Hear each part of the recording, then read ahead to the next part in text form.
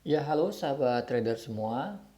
Jadi pada kesempatan video kali ini saya akan mencoba melihat dari market forex yaitu khususnya di pair USD CHF.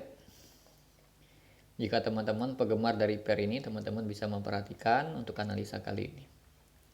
Dan seperti biasa, di sini saya menggunakan strateginya ataupun teknik tradingnya, yaitu yang pertama menggunakan multiple time frame yang digabungkan dengan teknik yang lain seperti price action, chart pattern, supply and demand, support resistance, divergence, candlestick pattern, dan lain sebagainya digabungkan menjadi satu sehingga terbentuklah suatu trading plan.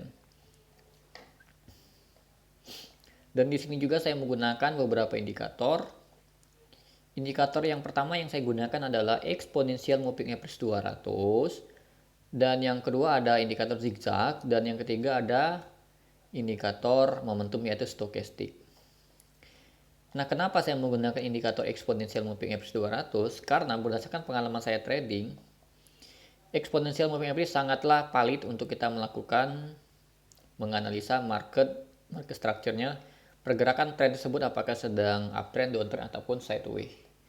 Dan indikator zigzag ini adalah saya gunakan untuk melihat market structure-nya ataupun melihat higher low, higher high secara cepat dan mudah. Makanya saya menggunakan daripada indikator zigzag. Dan indikator momentum ini saya gunakan untuk melihat apakah sudah ada terbentuknya momentum atau belum. Dan semua indikator yang saya gunakan di sini tidaklah semata-mata saya gunakan untuk menentukan ataupun untuk saya mengambil keputusan open posisi baik itu buy ataupun sell. Dan semua indikator yang saya gunakan di sini adalah sekedar alat bantu untuk mempermudah saya menganalisa market. Dan di sini kita langsung saja masuk ke analisanya. Pertama-tama kita melihat market structure dari pergerakan USD CHF.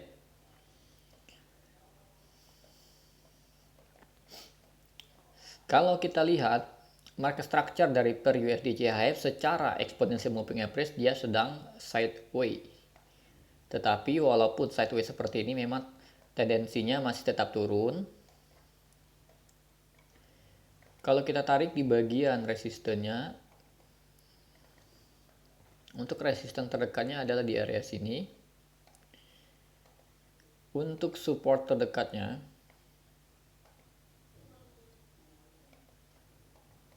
support terdekat yang lalu di sini, ini yang lalunya sudah di breakout, dan kemudian dia mencoba untuk retest koreksi, dan support terdekat yang baru di bagian sini. Nah, kalau kita lihat di area sini ada terdapat area supply yang mana apabila harga menyentuh di area sini kemungkinan akan dibantulkan kembali.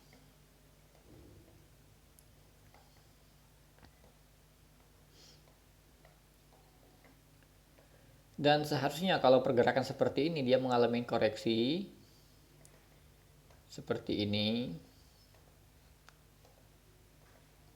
Dia mencoba turun kembali. Kemudian naik seperti ini.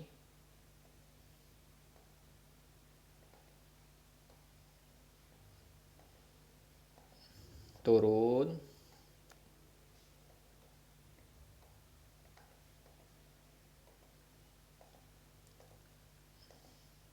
Kemudian naik menyentuh area supply baru melanjutkan penurunan.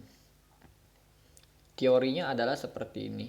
Tetapi tidak menutup kemungkinan dia cuma dua ayunan turun naik kemudian turun, atau mungkin bisa satu ayunan naik langsung turun. Yang jelas walaupun sideways memang tendensinya masih tetap turun.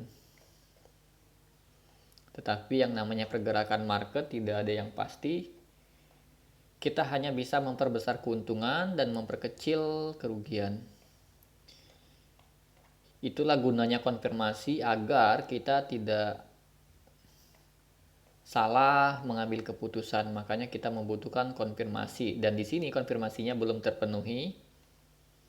Makanya kalau teman-teman melihat market structure daripada USD CHF pergerakannya seperti ini, lebih baik kita menunggu beberapa jam kemudian Setelah melihat market structure-nya lumayan bagus, barulah kita nanti bisa zoom in ke time frame yang lebih kecil M30, dan di situ kita bisa menentukan entry baik itu buy ataupun sell.